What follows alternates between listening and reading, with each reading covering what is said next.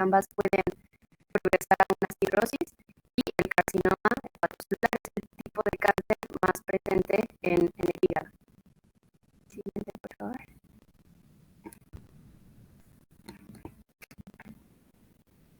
Entonces, hay cierta confusión de acuerdo al término hepatitis, que se puede dar diferentes significados.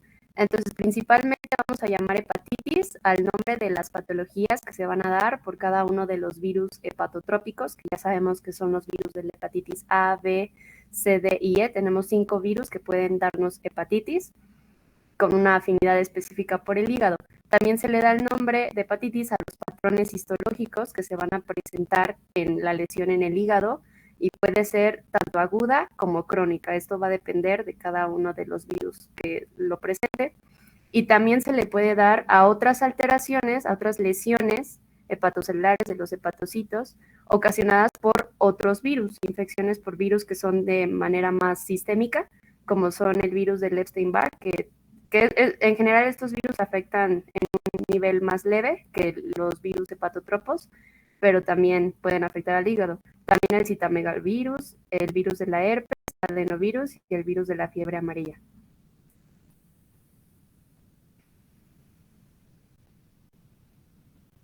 Siguiente, por favor.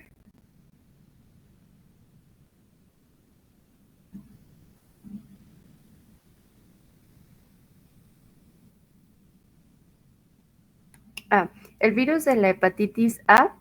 Entonces vamos a empezar con este primer virus. Este no va a provocar un estado crónico de la enfermedad, ni es un estado de portador, ni suficiencia hepática aguda. Normalmente es una enfermedad benigna y es autolimitada porque tiene un periodo de incubación nada más de 2 a 6 semanas aproximadamente.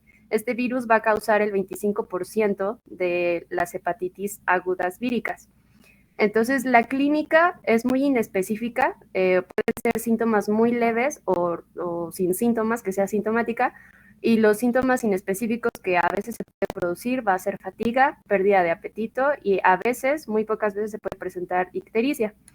La prevención, hay una vacuna específica ante este virus de la hepatitis A, y se va a contraer este virus solamente por diseminación, por ingesta de agua y alimentos contaminados. Este no es como otros virus por transmisión sexual o por medio de la sangre. También este virus, una vez que el paciente contrae este virus, va a tener una eliminación por medio de las heces desde 2 a 3 semanas antes hasta una semana después de que se aparezca la ictericia u otros síntomas.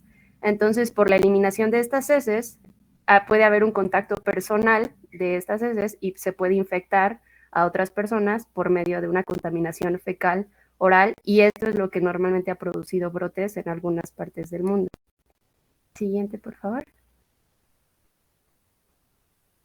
Entonces, en la parte de arriba puse las características que nos mencionan las bibliografías sobre este virus. Es un hepatovirus, un picornavirus de ARN pequeño, no encapsulado, de cadena positiva. Tiene una cápside icosaédrica de 27 nanómetros de diámetro y va a tener un receptor que es específico, que es parecido a una glucoproteína integral de la membrana, que es parecida a la mucina de Cas1, que se llama HABCR1. Y normalmente el daño que causa este virus pues se da por nuestra inmunidad celular, por nuestro sistema inmune que está tratando de defenderse ante este virus, los linfocitos T, sobre todo CD8, y estos son los encargados de dar como tal la lesión en los hepatocitos, en el parénquima hepático. Y gracias a ciertos anticuerpos podemos establecer si se trata de una reacción aguda, que estamos en un periodo de incubación, o si es un poquito más crónico. Entonces, aquí viene el esquema en el Robbins de cómo si nosotros tenemos positivo la inmunoglobulina M, va a ser porque van a aparecer con debut de los síntomas. Es el marcador más fiable de que sea una infección aguda. En general, este virus de hepatitis A va a ser aguda.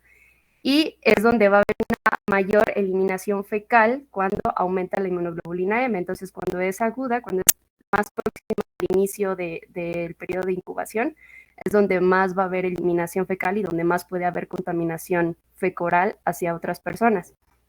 Y esta inmunoglobulina M va a disminuir en pocos meses y después va a aumentar la inmunoglobulina G, que esta se puede mantener durante años.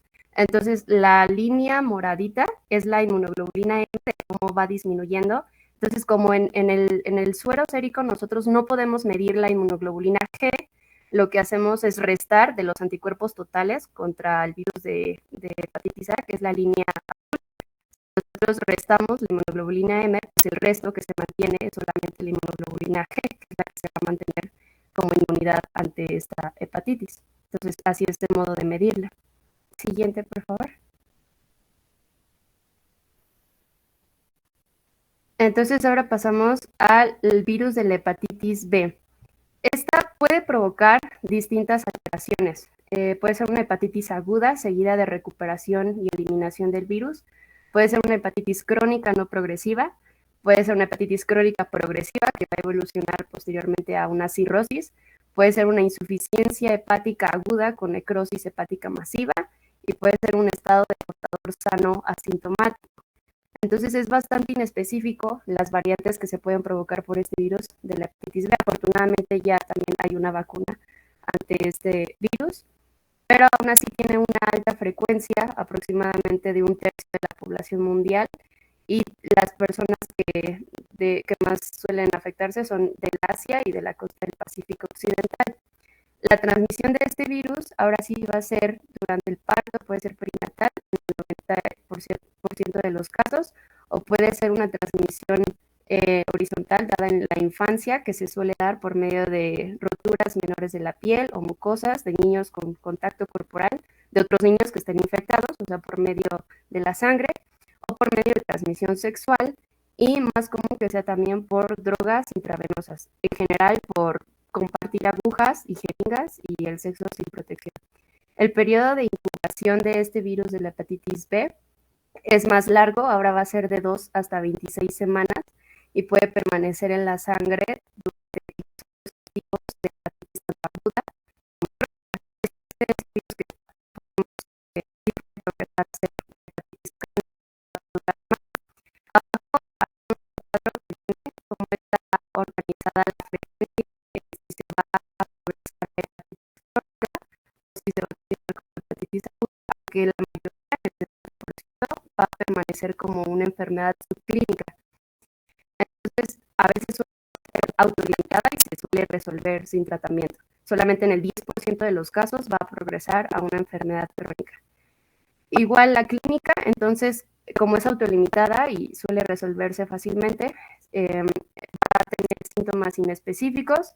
En el 60% van a ser síntomas leves o de plano que no tengan síntomas y que no presenten ictericia. Y solamente en el 25% van a tener anorexia, fiebre, ictericia y pueden tener dolor en la parte del lado, en el cuadrante superior derecho. Siguiente, por favor. Las características del virus es que va a permanecer a la familia Hepatnaviridae. Tiene una forma esférica y tiene una doble capa. Su diámetro es de 42 nanómetros. Va a estar cubierta de proteínas, lípidos e hidratos de carbono. Tiene un núcleo denso de 28 nanómetros hexagonal y su material es de una DNA de doble cadena parcialmente circular. La importancia de este virus es que se van a presentar distintos antígenos por la presencia de distintas partes que se encuentran en este virus. Entonces tenemos la HBsAg, que es el antígeno del core, que va a estar presente en el virus. También el HBsAg, que es el antígeno de superficie, que nos indica que está presente en la superficie de este virus. Tenemos a la polimerasa, que esta polimerasa es capaz de tener una actividad de polimerasa y también una transcriptasa inversa. Entonces puede pasar de ser un ADN a un ARN y de este ARN a un ADN. Y también tenemos a la proteína HBX, y también llamada HBE, que es la encargada de la replicación del virus. Entonces, tenemos una HBS de estas letras. Si es S, entonces es de superficie. Esta es la más común que se presente durante la etapa aguda de esta enfermedad. Entonces se presenta antes de los síntomas y es el punto máximo durante esta enfermedad y va a disminuir sus concentraciones hasta más o menos 12 semanas. Después van a persistir las demás. La de E, que dijimos que es la de replicación del virus, junto con la ADN, junto con ARN, polimerasa, van a aparecer un poquito después de que aparezca la de superficie. Y esta va a representar la replicación vírica activa. Y se va a mantener esta E de replicación mantenida porque ya va a haber una posible progresión a una hepatitis crónica. Entonces, aparte de estas detecciones propias del virus, podemos detectar anticuerpos en el sistema inmune anti estos virus. Entonces, anti-HBC, que sería anti el core, que es una inmunoglobulina, un anticuerpo de tipo M, van a ser detectables un poquito después de la aparición de estos síntomas, junto con las aminotransferasas séricas, que nos están dando datos de una destrucción de hepatocitos. Algo importante es que el antígeno del core, que es la HBC del virus, puede progresar de una inmunoglobulina M y posteriormente a una inmunoglobulina G. Siguiente, por favor.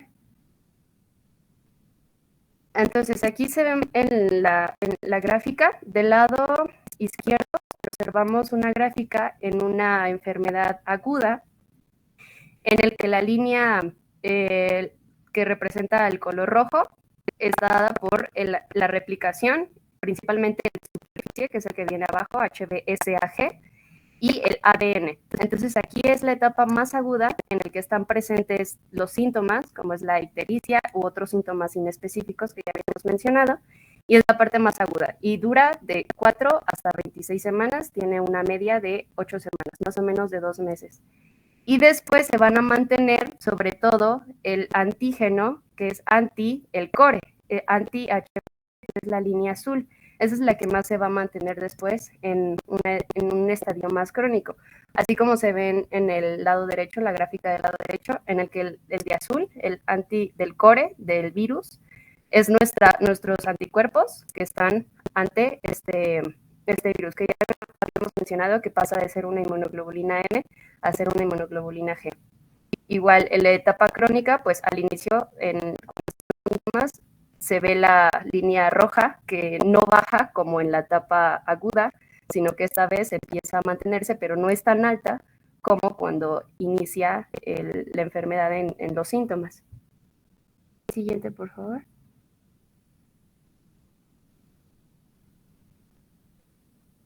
Entonces, igual que en la hepatitis A, en este caso igual la infección, el daño en los hepatocitos se da gracias a nuestro sistema inmune. Entonces, en este caso hay en su mayoría células CD4 y CD8 que van a darnos un interferón gamma que principalmente va a dar el daño a los hepatocitos, al parénquima.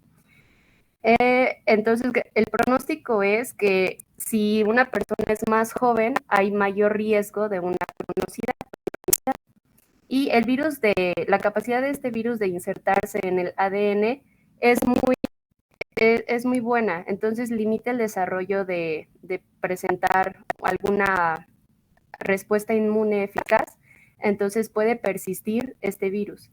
Entonces puede irse mutando y puede ir evadiendo la presencia de las reacciones antivíricas de los antivirales. Entonces por eso es más probable, bueno, no es más probable, pero por eso puede impedirse que se erradique completamente al virus y puede progresar a la infección crónica, aunque ya vimos que es más o menos del 10%.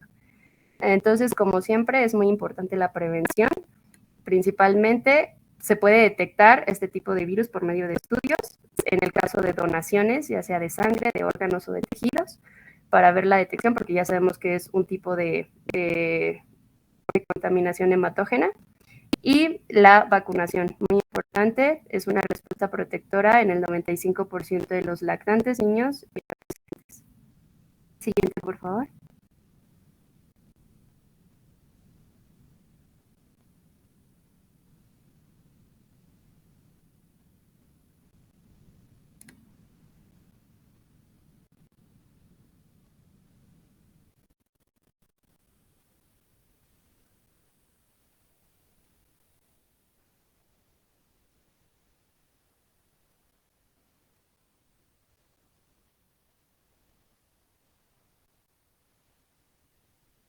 Ok. Em, Pasamos al virus de la hepatitis C. Importante porque es el virus que más va a afectar dentro de los 5 tipos de virus que causan hepatitis. Afecta aproximadamente a 170 millones de personas, aunque ya se ha registrado una reducción muy importante de estos casos por medio de la detección de este virus en transfusiones y en donaciones de sangre. Vemos los riesgos más frecuentes para que se contraiga este virus, que principalmente va a ser por drogas intravenosas, sobre todo por la contaminación de las jeringas o por compartir estas agujas. Múltiples parejas sexuales también es un factor de riesgo importante porque también tiene una contaminación sexual. Y por lesiones, por un pinchazo con una aguja que está contaminada de este virus de la hepatitis. Aunque algo que nos interesaría a nosotros, por ser del área de la salud, es que en el trabajo, en el ámbito de medicina u odontología, solamente hay menos del 2% de riesgo de presentar hepatitis C. Y un riesgo desconocido, unas causas desconocidas, están hasta en un 30% que no se ha detectado cuál ha sido la causa para contraer este virus. Siguiente, por favor.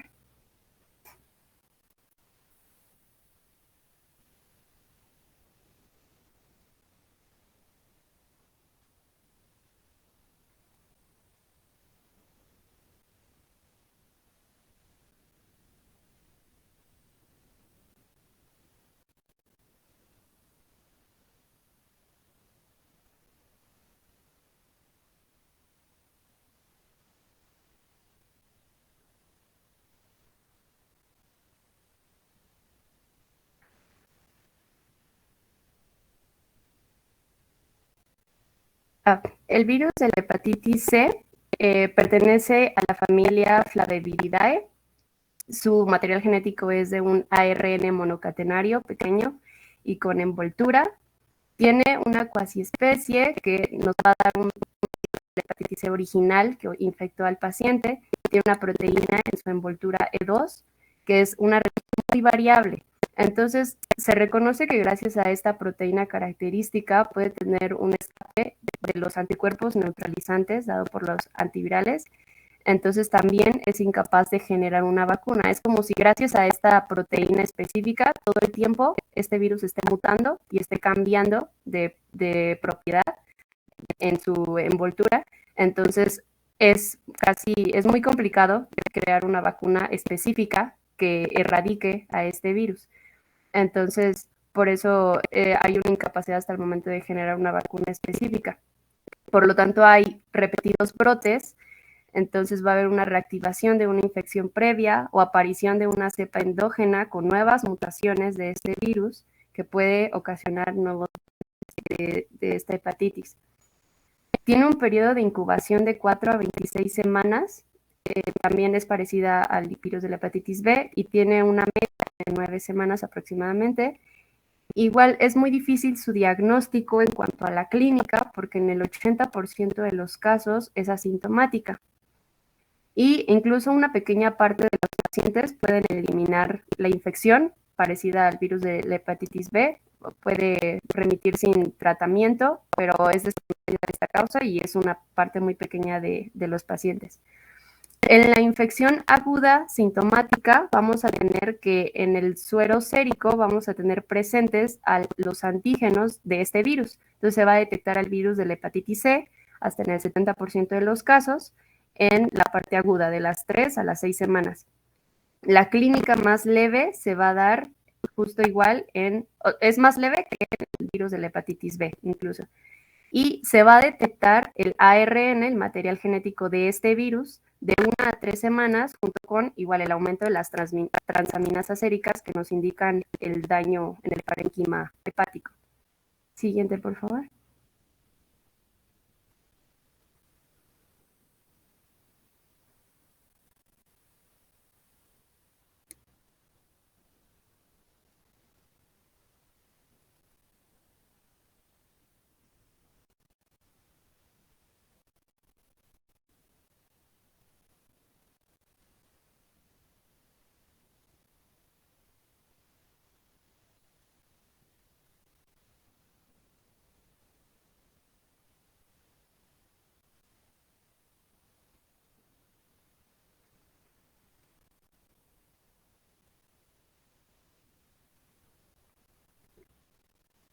Me pareció que se salió la profesora. ¿Ustedes también?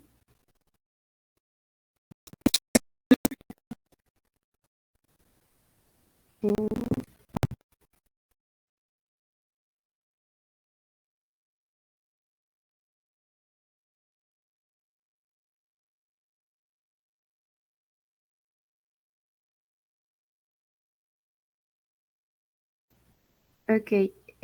Aquí están las gráficas que representan a la infección aguda y una progresión crónica. Entonces, yo creo que lo más importante que hay que reconocer aquí es que en este caso se va a detectar el material genético del virus. Se detecta el ARN en caso de cuando hay una infección aguda y donde están los síntomas y la ictericia, que es de 1 a 3 semanas. Este es el marcador sérico, el ARN, que es la línea roja. Y posteriormente, bueno, se va a mantener siempre un anticuerpo de nuestro sistema inmune que va a tratar de erradicar a este virus, que es el antivirus de la hepatitis C, que es la línea azul. Y este se mantiene igual, tanto en estadios agudos como crónicos. Y el virus de, bueno, el material genético ARN es el que se va a mantener en caso de una progresión acrónica, que no es tan común en este virus. Siguiente, por favor.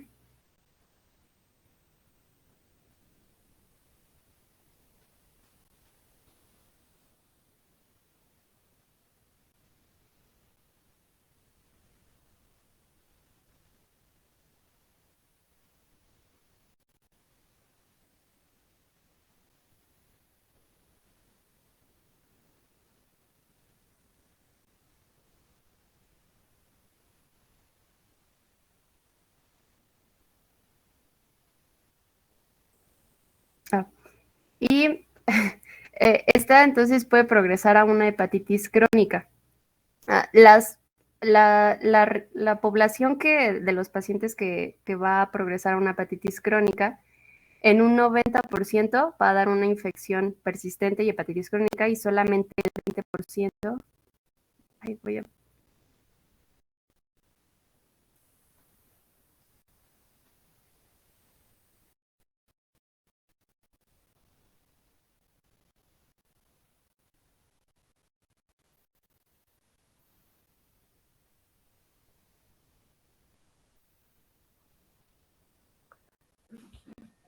¿ya se ve mi pantalla? Ya se ve. Ya, Ya. gracias. Una disculpa, problemas técnicos. Mm.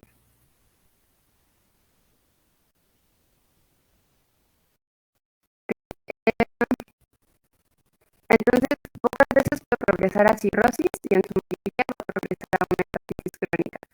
Esto se da por el desarrollo de múltiples estrategias que tiene el virus para evadir la inmunidad antivírica, ya sea de antivirales o de una posible vacuna. Y en la infección crónica igual va a seguir positiva el ARN circulante de este virus, y las aminotransferasas séricas igual van a estar aumentadas por el daño hepático. Hay un genotipo de este virus de la hepatitis C que se asocia al síndrome metabólico, que es el genotipo 3, y está muy relacionado a que gracias a la resistencia a la insulina y la estatosis hepática no alcohólica puede desarrollar aún más daño en el parénquima hepático.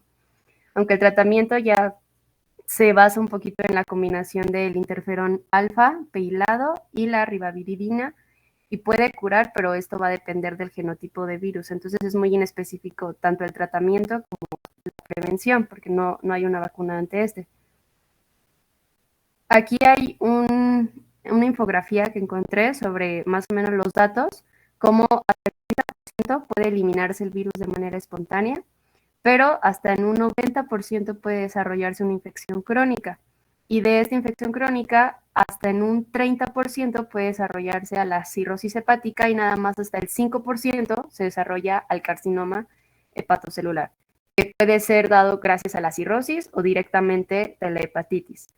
Y a pesar de esto, pues como no hay vacuna ante este virus, hay aproximadamente 700,000 muertes al año por enfermedades relacionadas a este virus.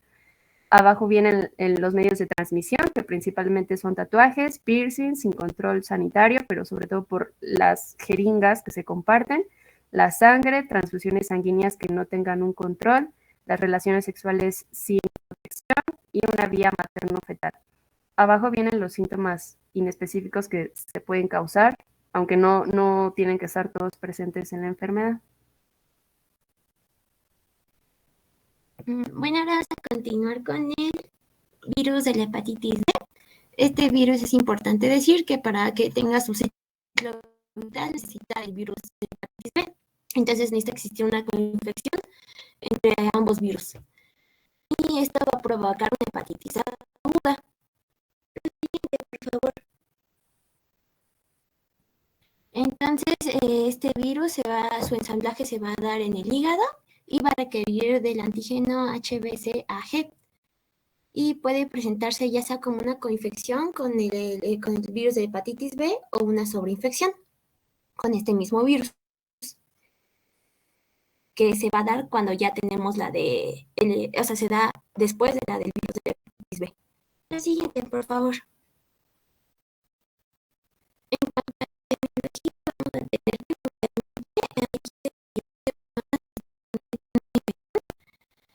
hay una prevalencia alta en la cuenca amazónica y en África Central.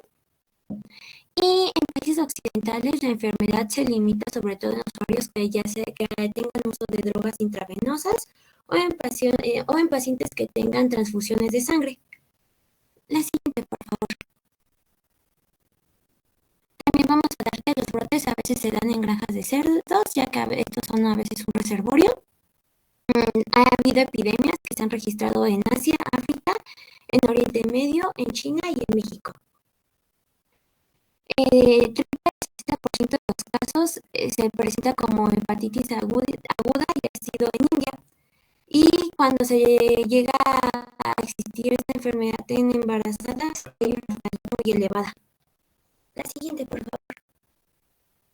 En cuanto a la transmisión, se va a transmitir por sangre contaminada o por un contacto sexual con un portador.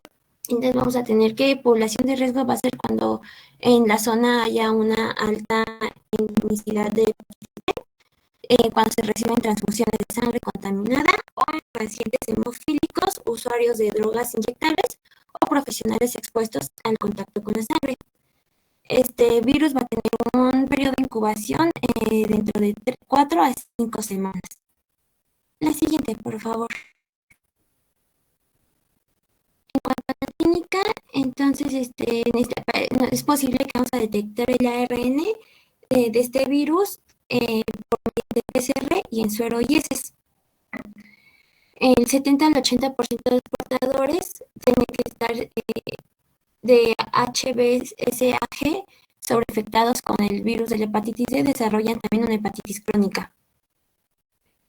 Entonces, la evolución clínica va a ser similar a la hepatitis B aguda, pero en algunos pacientes esta coinfección puede conducir a una hepatitis grave, que puede llegar a ser fulminante y mortal.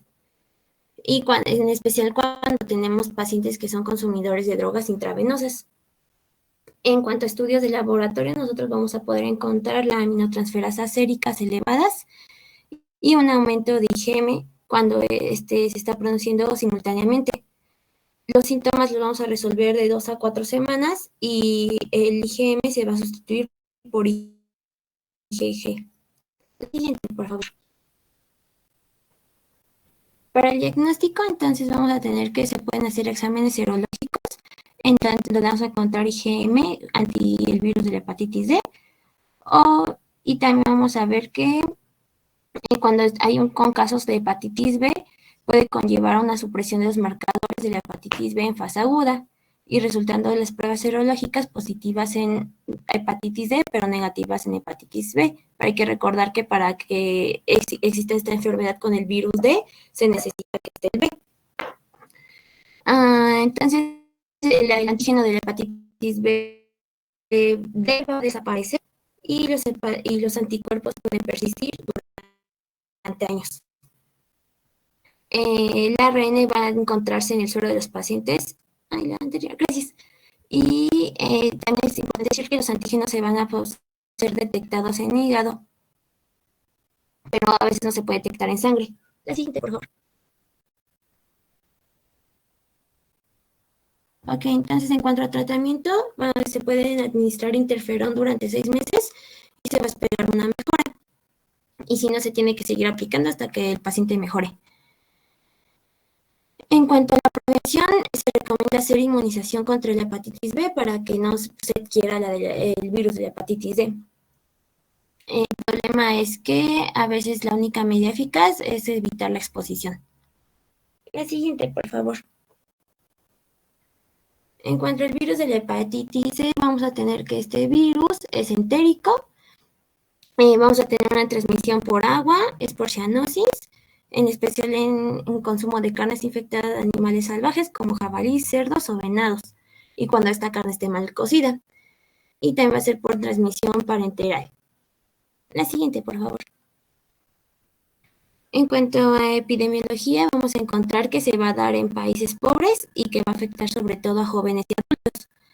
Se estima que hay 20 millones de casos de infección por la hepatitis C, y en lo cual 3.3 millones representan los síntomas de la enfermedad. La OMS estima que ha habido bastantes defunciones, 44,000, y que representan un 3.3 de mortalidad en cuanto a las hepatitis víricas. Y ha existido brotes en India, Nepal, Pakistán, la Unión Exsoviética y África y México. Siguiente, por favor. Entonces, este virus va a tener un periodo de incubación de 35 a 40 días. Va a presentarse como ictericia, hepatomegalia, puede haber fiebre, artralgias y se puede resolver en 6 semanas. Esta enfermedad es muy peligrosa en embarazadas y existe una mortalidad del 20 al 40%. Y se ha encontrado que se da hepatitis crónica cuando hay receptores en trasplantes de órganos sólidos. La siguiente, por favor. En cuanto al diagnóstico, no se puede distinguir clínicamente con respecto a las otras hepatitis. Sin embargo, el diagnóstico definitivo va a ser cuando se detectan anticuerpos IgM específicos. Otra prueba que podemos utilizar es la RCP-RT, que con esto nos va a permitir detectar el ARN del virus de la hepatitis E, ya sea en sangre o en heces. La siguiente, por favor. Al tratamiento, pues hasta el momento no existe ningún específico que pueda alterar la evolución de esta enfermedad, ya que esta puede remitir de forma espontánea. Entonces no se suele hospitalizar a los pacientes y lo importante es que se evite medicamentos innecesarios. Cuando sí vamos a hospitalizar, cuando ya la enfermedad se presente grave, sea fulminante, o en caso de embarazadas, ya que como vemos es muy frecuente mortalidad en ellas. También tenemos un antivírico, ribavirina, que puede ser de utilidad cuando hay inmunosuprimidos con esta enfermedad y que sea crónica. Y algunas veces se ha visto que en el uso del interferón se han visto resultados satisfactorios. La siguiente, por favor. En cuanto a la prevención, pues es mantener la calidad de los sistemas públicos, porque como vimos se va a adquirir esta enfermedad por consumo de agua contaminada o alimentos. Entonces también es importante mantener buena higiene, el cuidar de dónde consumimos el agua o el hielo, ya que no sabemos si está contaminado. Y yo leí que se había elaborado una vacuna, pero todavía no ha sido comercializada en todo el mundo, solo está ahorita en China. La siguiente, por favor. Ahora vamos a ver la hepatitis crónica, solamente como diferencias en cuanto a la aguda. Entonces, en hepatitis crónica vamos a tener que, ya sea síntomas o la bioquímica, tiene que estar durante 6 meses. La etiología no va a determinar determina el riesgo de desarrollo de la hepatitis crónica progresiva. En cuanto a los cambios morfológicos, con respecto a la aguda y la crónica, van a ser iguales y puede parecerse esta enfermedad de hepatitis crónica puede aparecer en algunas reacciones farmacológicas o en hepatitis autoinmunitarias. La siguiente, por favor. Como vimos, hepatitis crónica, una que puede ser es por hepatitis autoinmunitaria, que será la que se va a presentar. Entonces, es una forma grave y que su causa en sí es desconocida, pero se ha relacionado con autoanticuerpos en la circulación. y por una elevada concentración de inmunoglobulinas en el suero. Entonces, el trastorno puede aparecer en cualquier edad, sin embargo, ha habido más casos en mujeres, pero puede ser en ambos sexos. Entonces, en la patología vamos a tener que se asemeja a un aspecto histológico con respecto a la hepatitis aguda, aunque hay inflamación lobular y necrosis, tiende a ser más acentuadas. Lo importante en cuanto al diagnóstico es que se va a presentar infiltrados inflamatorios ricos en células plasmáticas. La siguiente, por favor. En cuanto a la clínica con esta hepatitis autoinmunitaria, puede ser de manera insidiosa, solamente se puede presentar fatiga o dolor leve en el cuadrante superior derecho.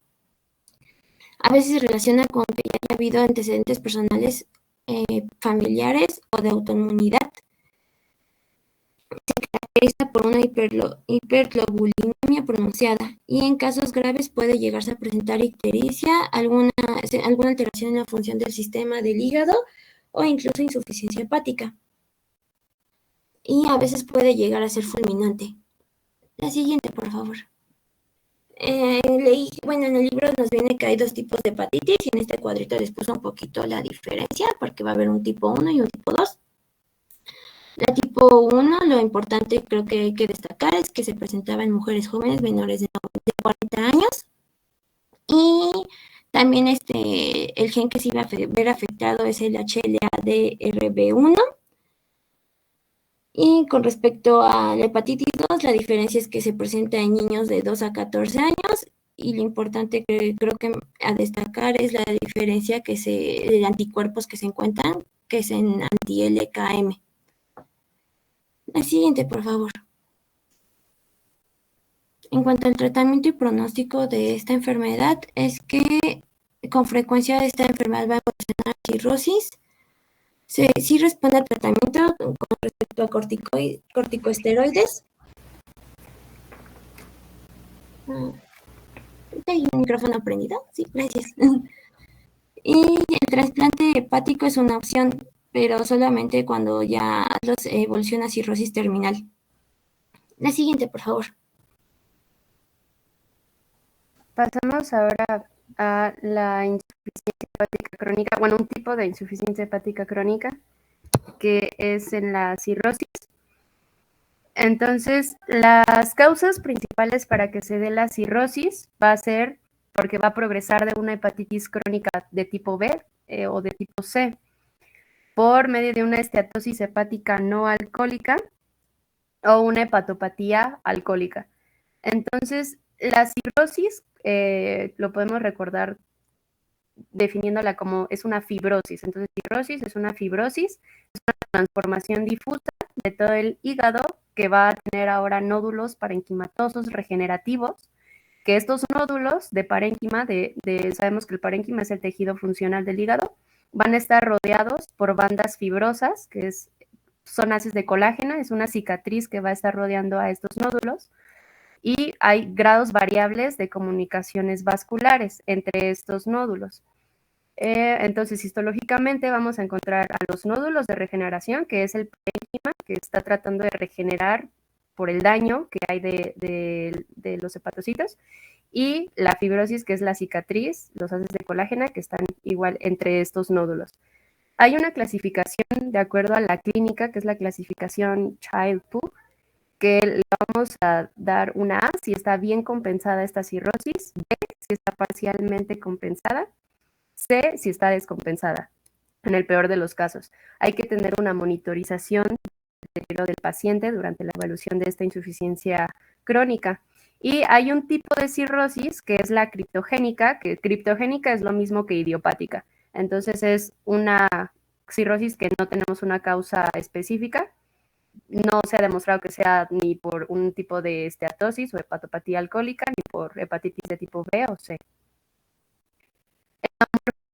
Entonces vamos a encontrar histológicamente a estas haces de colágeno, que es toda la fibrosis, la cicatrización que van a estar rodeando a los nódulos de regeneración del parénquima, que es lo rosita que vemos aquí, que serían sería como tal el parénquima que está tratando de regenerar los hepatocitos, el tejido funcional, y como vemos en su mayoría, pues no hay parénquima, no hay hepatocitos, lo normal es que sea parecido a este. Este es en el caso de un paciente que se abstuvo de beber alcohol por años, entonces se vio como estaba antes la cirrosis afectada, como vemos no hay tanto parénquima hepático, hay más haces de colágena de la fibrosis, a diferencia de cuando ya pasó el tiempo, ya se fue regenerando más y más y ya hay poca fibrosis, a diferencia de que hay más parénquima hepático.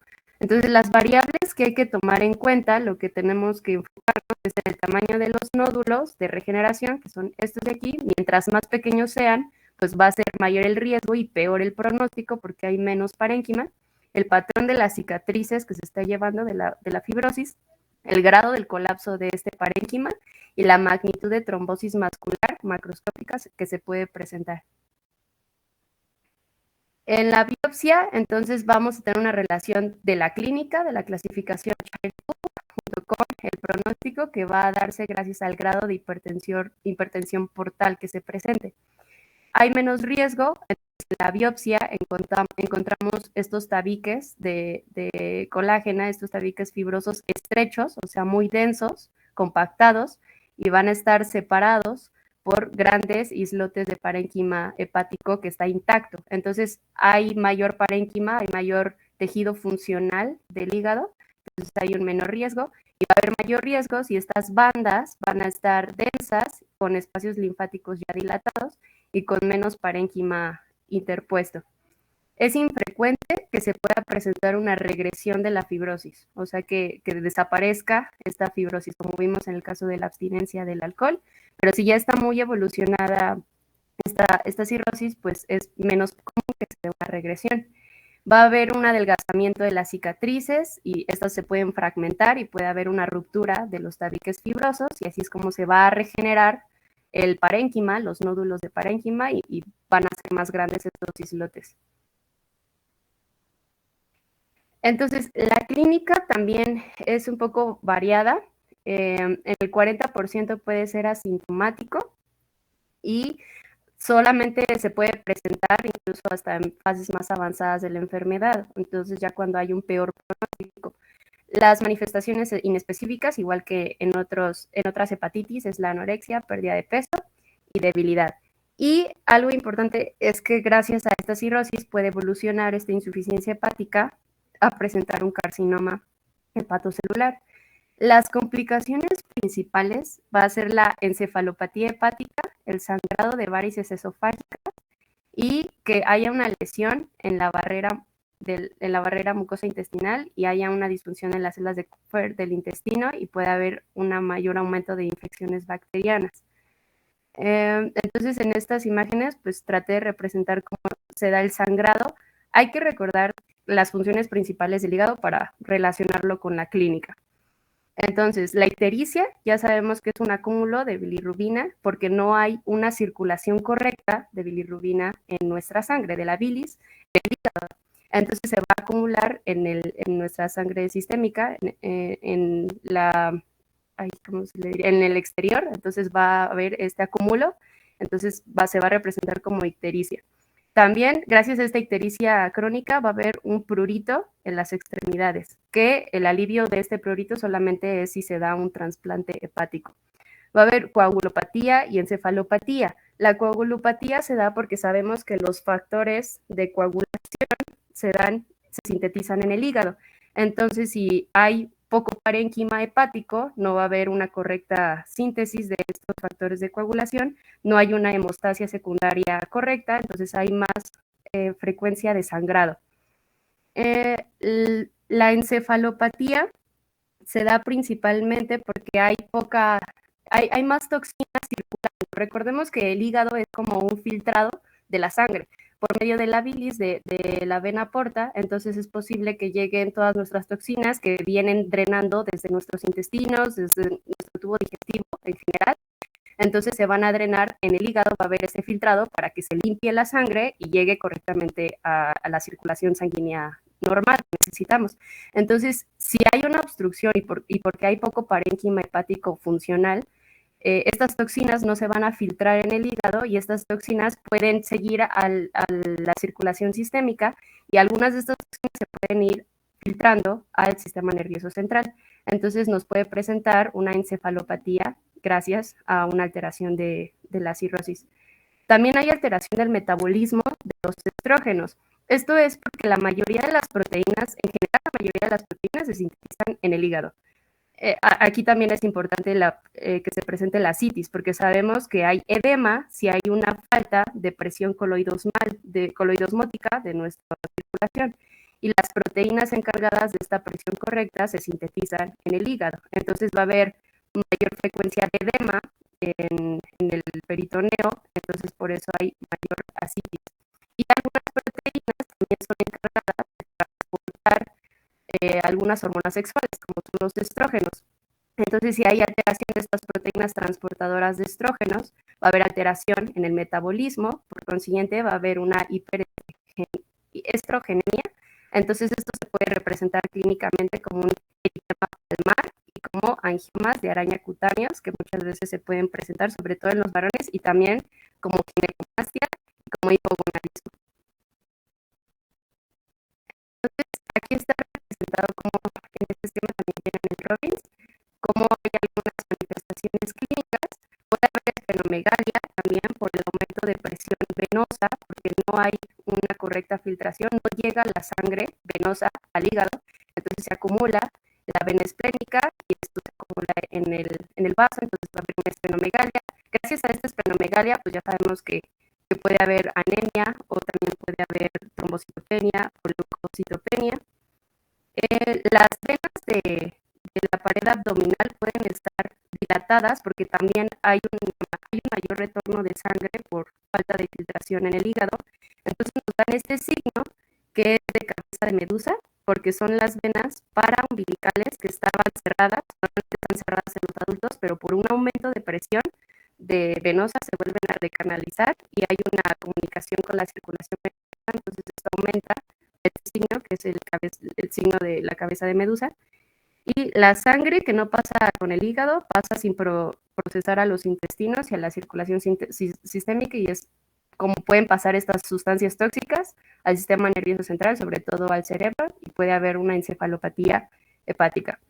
Por un aumento de presión en las venas del esófago, que sabemos que son venas sobre todo en la parte distal del esófago, pueden haber varices esofágicas.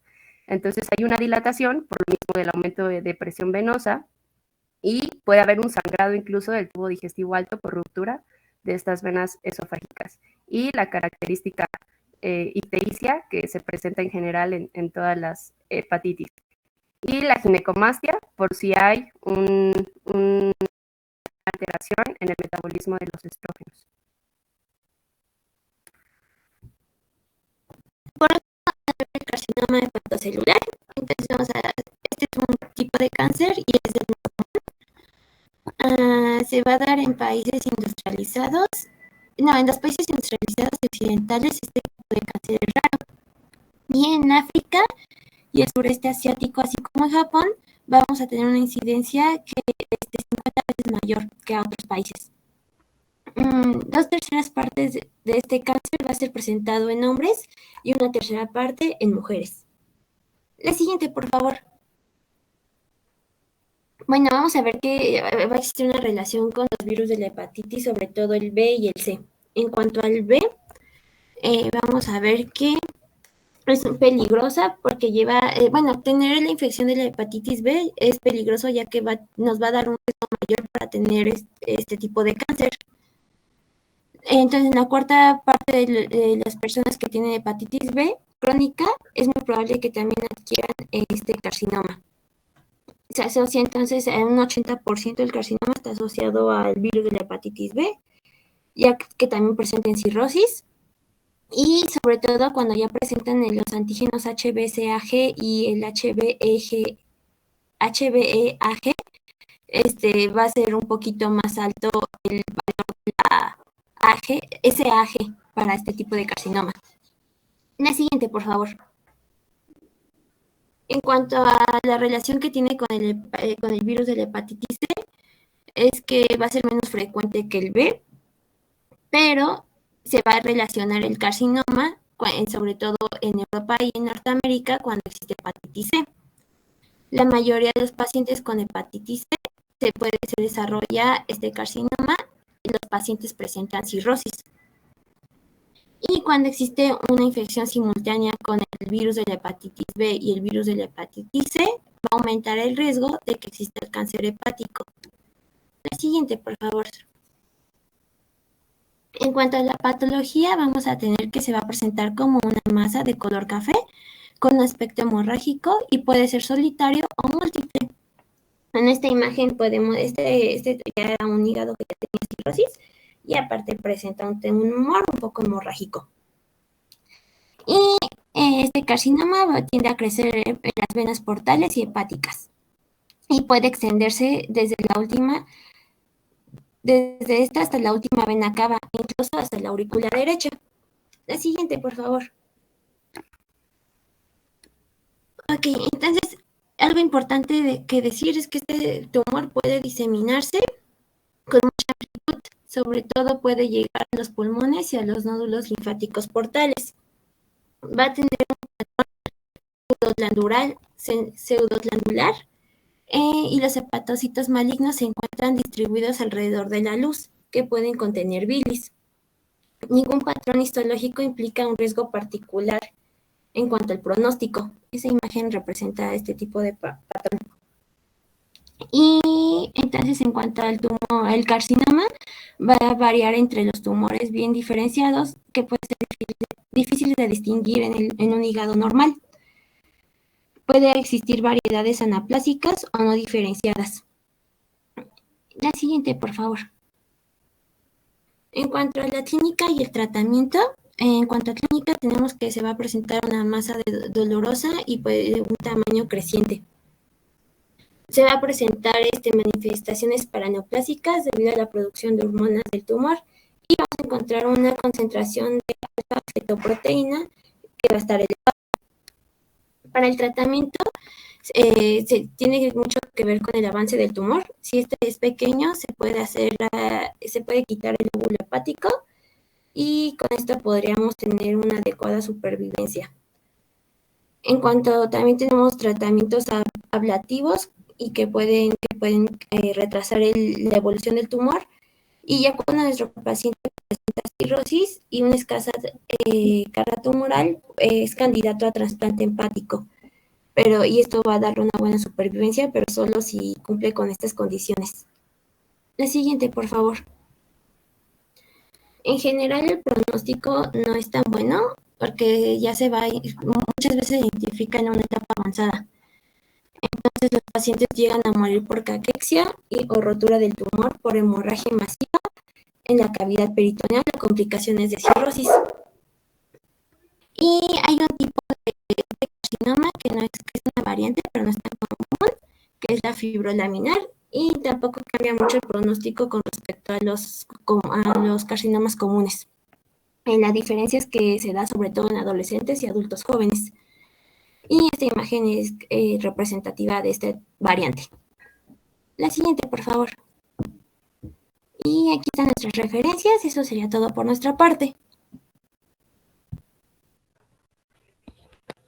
Muy bien, felicito a sus compañeras. Es una revisión muy completa que hicieron acerca de las etiologías de la hepatitis viral aguda, crónica, como causas principales. Ya vimos que la cirrosis nos puede predisponer a un cáncer de hígado. No sé si tengan alguna duda o comentario, chicos.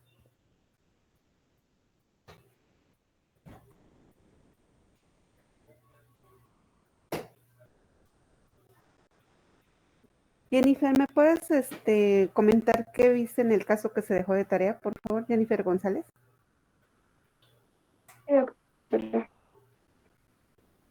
Permítame tantito. Yo tengo, bueno, ahorita revisando con lo de las compañeras, pues ya me surgió más duda, porque yo me fui más por, bueno, dice el caso, paciente masculino de 54 años de edad, originario de Oaxaca, campesino, con antecedente de importancia alcoholismo, se reseca el lóbulo hepático izquierdo y en esta y se ve la pieza quirúrgica. Entonces yo me fui más por una cirrosis biliar primaria, porque se Ajá. ve en el corte de hígado con hepatomegalia, con coloración verduzca y se ve nodularidad. También en la parte superior derecha, izquierda, perdón, se veía como una coloración rojiza. Entonces no sabía si eso era un dato de hemorragia. Y en la descripción también puse que en la parte inferior derecha se encontraban dos masas de coloración blanca, aparentemente sólidas y bien delimitadas. Entonces, por la coloración y también porque, bueno, en la descripción que nos decía el Robin, nos decía que se podía tener, ¿cómo se llama? Hiperplasia nodular regenerativa en la cirrosis biliar primaria. Entonces yo pensé que era esa patología y esa patología es benigna. Ajá. En las posibles causas del padecimiento puse que entre los factores del riesgo que tenía el paciente, pues era la edad y el alcoholismo que estaba asociado. ¿Por qué el hígado sería verde? Porque en esta enfermedad hay una destrucción de los conductos biliares, interlobuliares, por lo cual pues se va a derramar el líquido biliar y la bilirrubina se va a capturar por los hepatocitos. Y en las manifestaciones clínicas que se puede encontrar en el paciente, las más comunes son fatiga, prurito y la hiperpigmentación cutánea por la hiperbilirrubinemia y la hipertensión portal. Y en estos pacientes sí es candidato a trasplante porque la enfermedad es autolimitada. Y el pronóstico del paciente era que era bueno porque no se llegaba a detectar alguna otra anomalía cerca de los 15 a 20 años posteriores. Ok, Jennifer. Monse, ¿me puedes comentar qué le diste tú al hígado? Muy bien. Aquí la intención no es que den el diagnóstico preciso, sino que hagan un ejercicio donde se planteen varias posibilidades. Podemos estar acertados o erróneos en nuestro diagnóstico. Sin embargo, pues que tratemos de hacer pues un ejercicio mental, porque luego les dejo los casos y así textual ponen la respuesta del libro. Entonces no estamos cumpliendo con el cometido, sino nada más estamos copiando, pegando. Entonces, esa no es la intención. ¿Sale? A ver, Monse, ¿nos comentas que le diste tu al hígado? Por favor. Sí, doctora. Bueno, yo al hígado lo veo normal. De primera instancia, pues me llamó la atención su coloración verdosa, que pues no es un color normal, y se observan múltiples nódulos en toda la superficie, o sea, no respeta como alguna área en específica. Y estos nódulos pues son de tamaño pequeños y son difusos. Esto también pues afecta toda la arquitectura del hígado, que debe ser como lisa y se ve como de un aspecto pues como rugoso.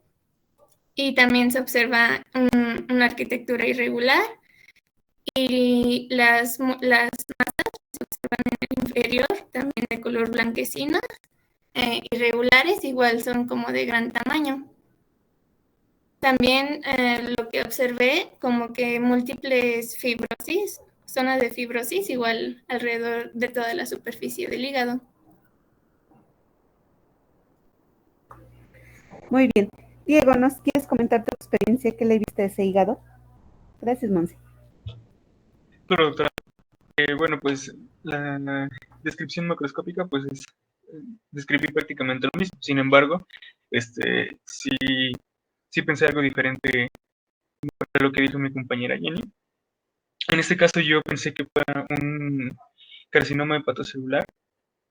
Bueno, en este caso pues sería un tumor maligno, ¿no?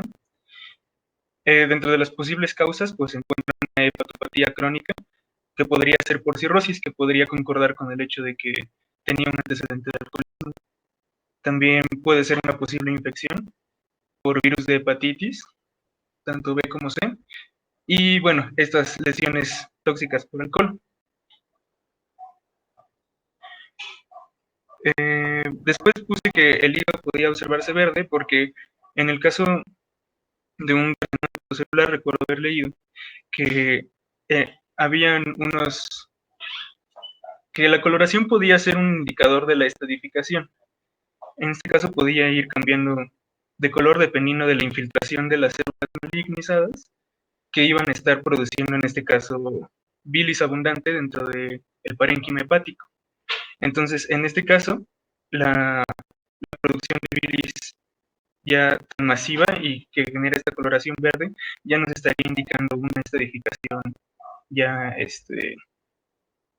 pues bastante grave.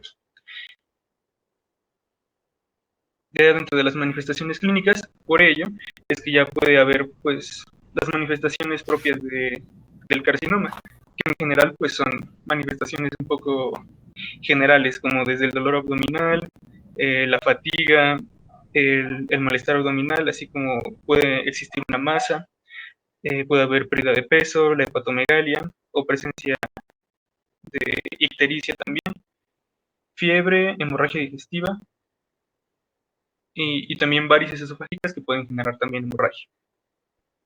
Por ello, pienso que el paciente no es candidato a trasplante por el hecho de que se encuentra en un estadio avanzado. Por lo tanto, el tratar de hacer una cirugía me parecería que sería peligroso para el paciente eh, por su estado como para tratar de recuperarse de la cirugía, así como que puede ser peligroso, pues puede generar una metástasis la propia cirugía. Entonces, por ello pienso que el paciente tiene un pronóstico un poco malo, ya que el IVA menciona que en general los pacientes que tienen este carcinoma ya tienen una supervivencia bastante baja y llegan a vivir únicamente hasta 2 años. Ok, hiciste un análisis pues muy completo y pues tú te fuiste de lo más importante en este caso del tumor y las posibles causas. Está bien tu análisis, es una buena retrospectiva. Antonio, ¿nos puedes platicar qué le viste al caso, por favor? Doctora,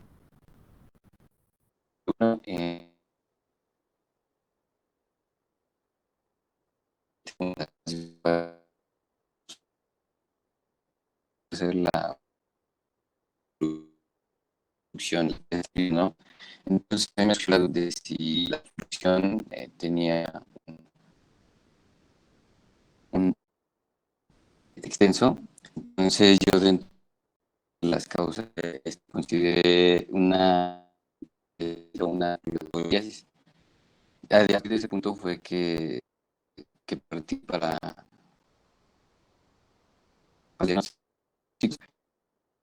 y ahí la justamente del hígado es lo que dan mis computadoras, las masas y definidas.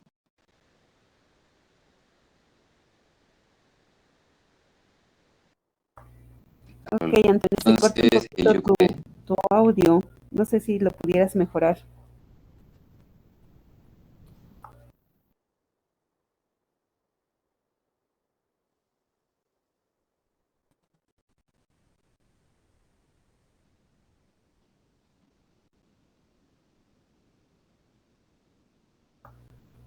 Bueno, en lo que Antonio checa su audio, Yuridia, ¿nos puedes compartir tu experiencia del caso?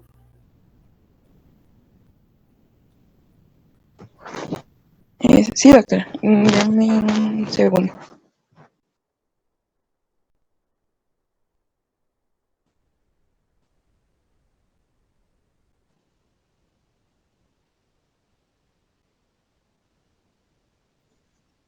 Bueno, yo la verdad es que estuve confundida. No sé a ciencia cierta si sea lo correcto, pero a la descripción puse que al corte del hígado, pues desde luego que es anormal. Em, la pieza quirúrgica pues presenta una forma irregular. El estroma tiene una coloración verdosa en su mayoría. En algunos lugares me pareció ver como una coloración café que se muestra como en la parte superior, así como en la parte inferior del lado derecho pues alcanzan a ver como dos placas de color blanco, bueno, a mí me pareció como de una apariencia empedrada. La que se encuentra más superior de ella se ve una placa casi irregular porque se ve un poco más redonda, mientras que la inferior es de forma irregular. A mí me pareció que pues era una patología maligna y dentro de las causas puede ser que eh, sea un aumento del catabolismo periférico de las grasas con liberación de ácidos grasos. También uno de los metabolitos que es el acetaldehído, como bien se nos comentaba el paciente, pues el antecedente era alcoholismo y pues el acetaldehído es el principal metabolito intermedio del alcohol, la cual va a inducir peroxidación de los lípidos y la formación de adductos entre acetaldehído y proteínas, lo cual contribuye a alterar aún más la función del citoesqueleto y la membrana. También me pareció que tenía que ver esta parte del metabolismo del citocromo P450, la cual va a producir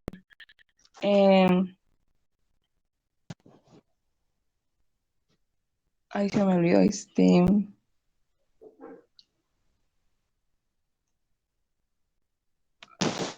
se me olvidó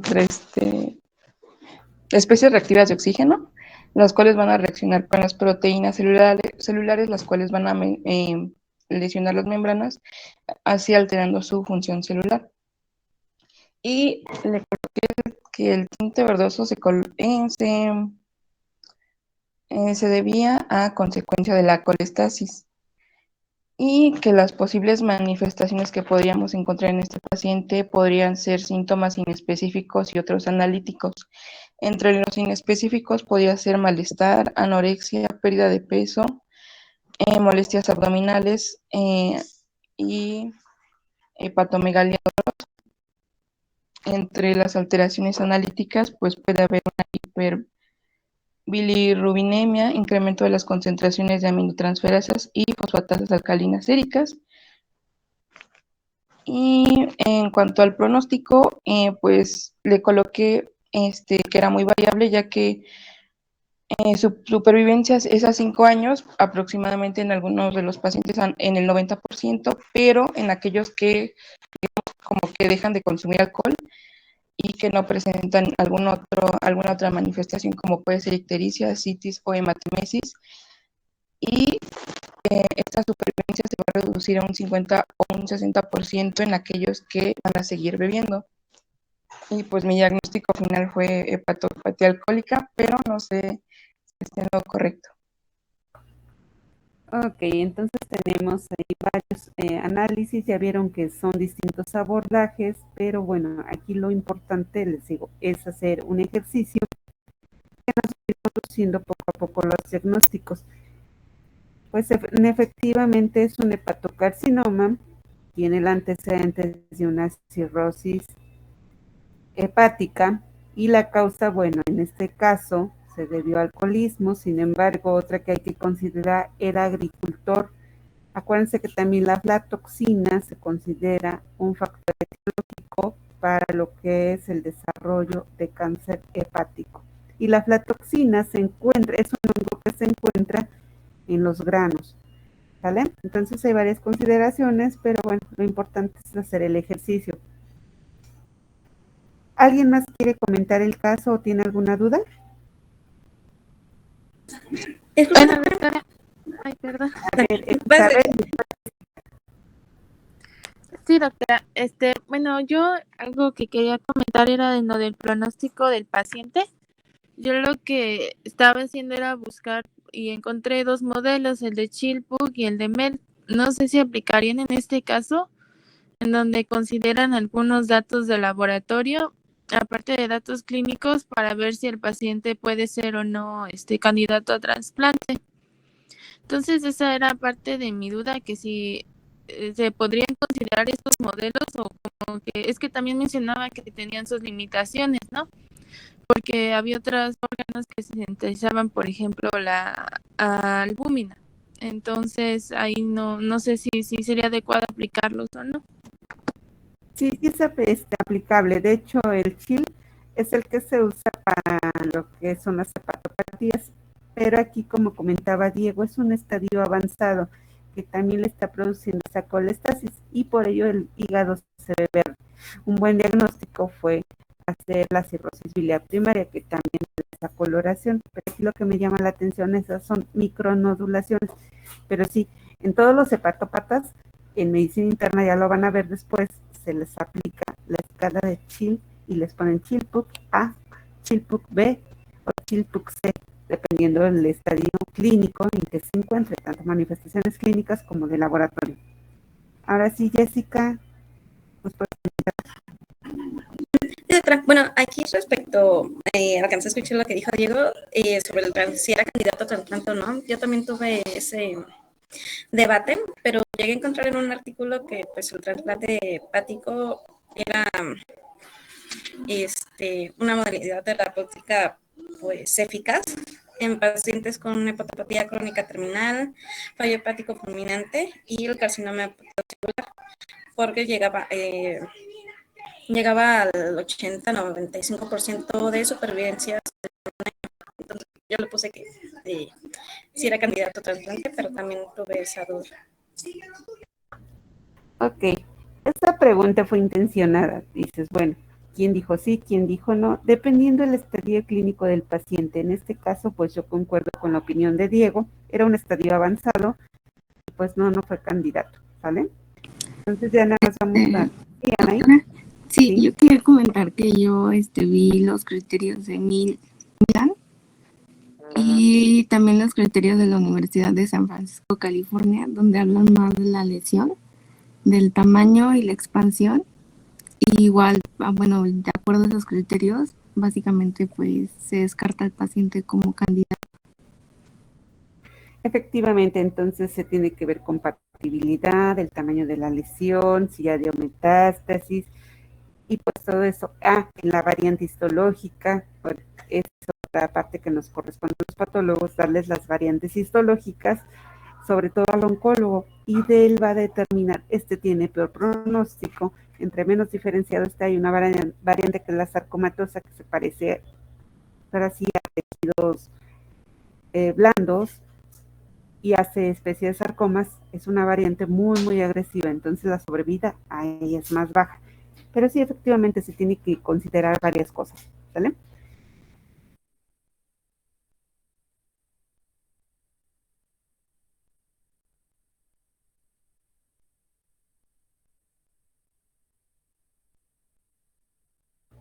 Rápidamente vamos a hacer una retroalimentación con algunas imágenes, esa modo de resumen de la clase. ¿Me dicen si se ve mi pantalla, por favor?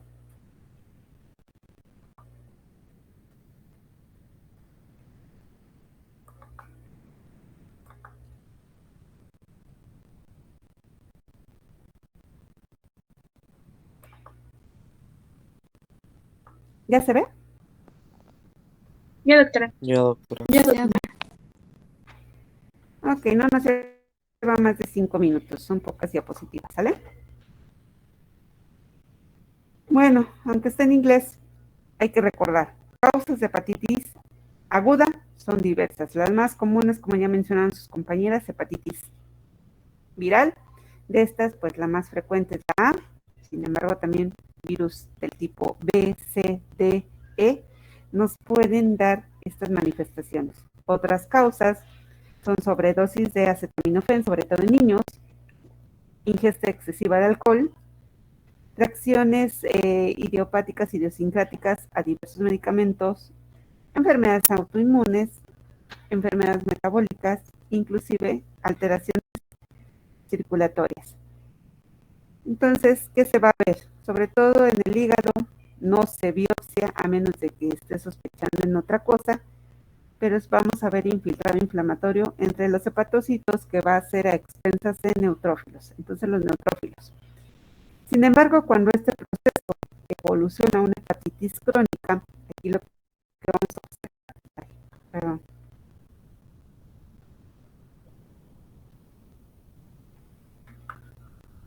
es que que entre los hepatocitos, estos son los hepatocitos, estos son los sinusoides, vamos a observar células del tipo inflamatorio que son linfocitos, que me van a estar dando acúmulos entre ellos, van a ser focos.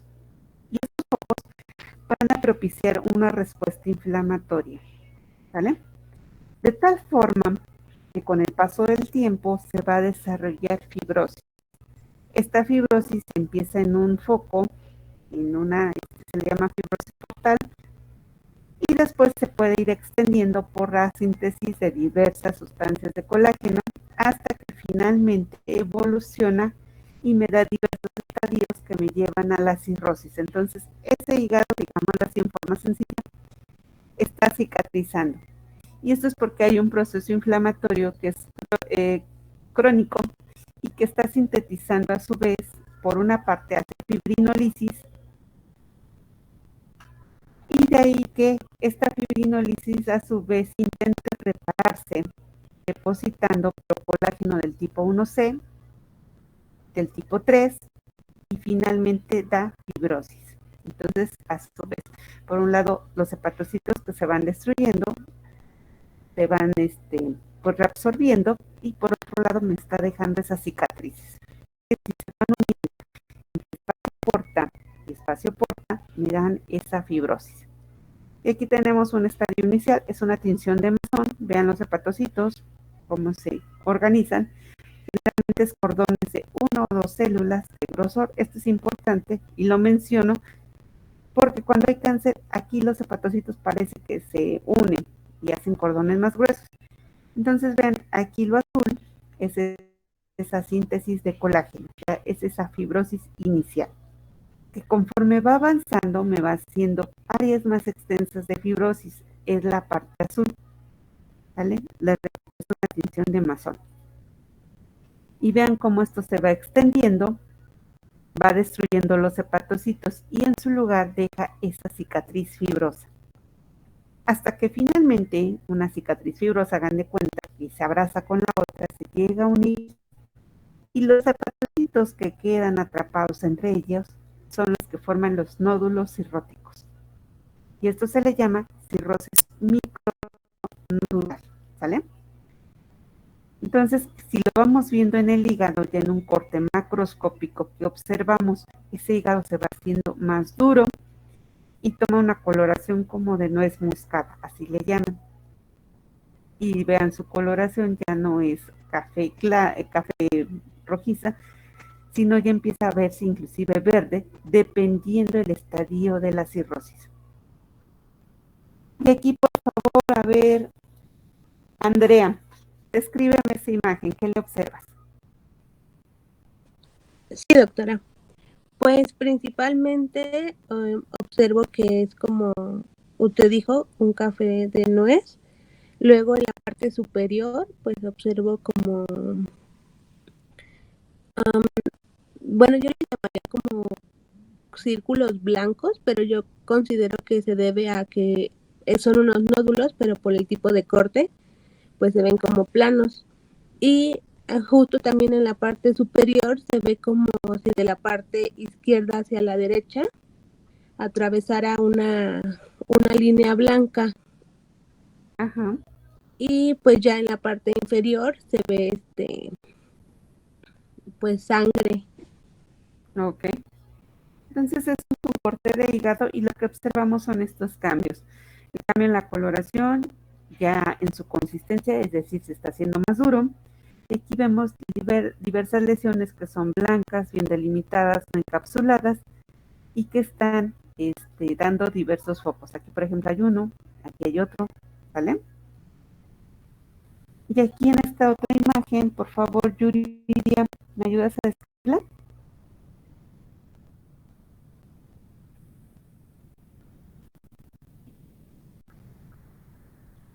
¿Está Yuridia?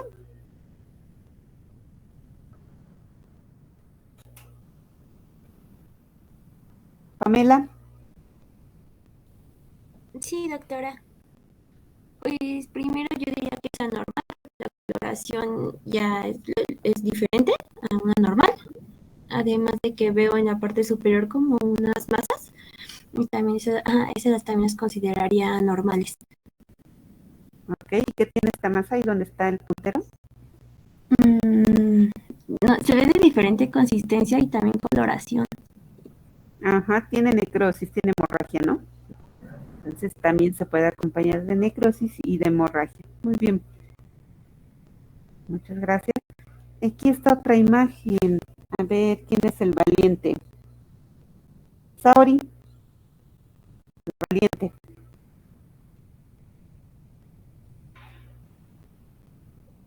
Sí, doctora.